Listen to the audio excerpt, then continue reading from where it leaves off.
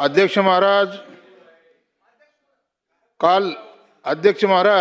काल 4 वाजता अध्यक्ष महाराज, तुम्ही आणि मी दोघंही पंढरपूरचे आहेत. काल दुपारी 2 वाजता आपलं 12 वाजता मी माझ्या घरून निघालो.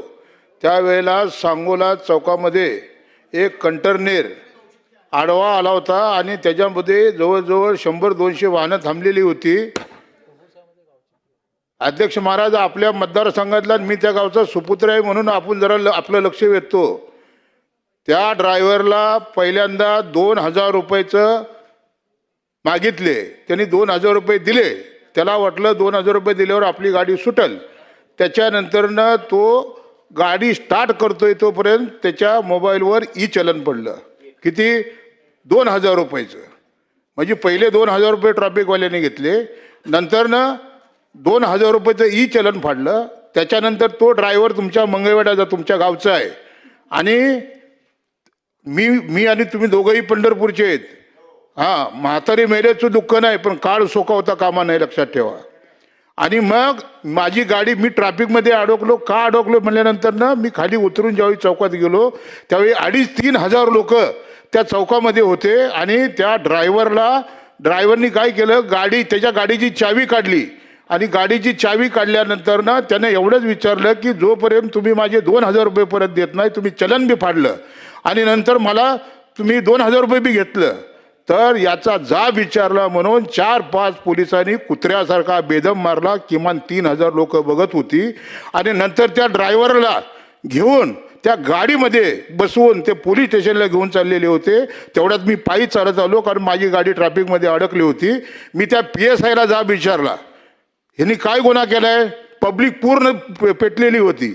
त्यांनी सांगितलं की यांनी गाडी रॉंग दिशेने आणली. त्यानंतर पब्लिकने खरं कारण सांगितलं. ड्रायव्हरला गाडीतनं मी उतरायला लावलं. PSI ऐकत नव्हता. PSIला सांगितलं अधिवेशन चालू आहे, तुझी नोकरी घालवून टाकेल, त्याला पहिला उतर. त्यानं काय चोरी केली का दरोडा टाकला?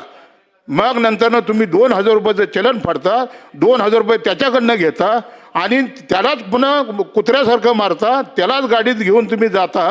हे चुकीचं आहे अध्यक्ष महाराज. वाघमोडे नावाचा जो PSI त्याला ताबडतोब सस्पेंड करा.